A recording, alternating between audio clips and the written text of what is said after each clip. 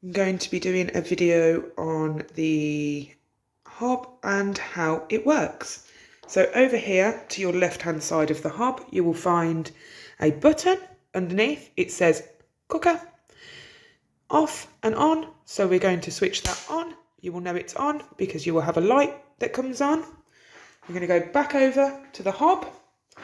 Over at the hob you can see here which button is used for which hob, and I will now show you how to get the hob to come on. So we're going to aim for this hob to turn on.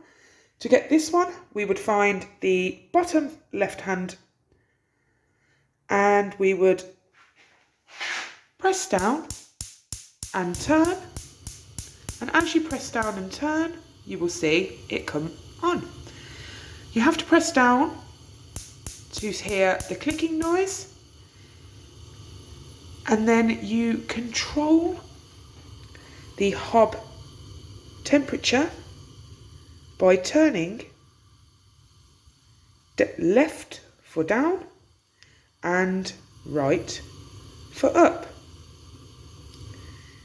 When you want to turn your hob off, as you will see there is a black dot. You would take the line left and we're going to go back to the black dot, which has now turned off the hob. I will show you again how to do this.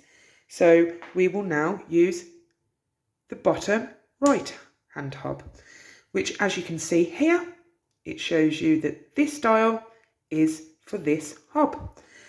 When you are turning one of your hobs on, to turn on you press the dial down till you hear the clicking and you turn to your left.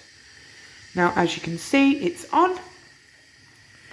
Using your hob button, if you turn to the left again it turns the heat down.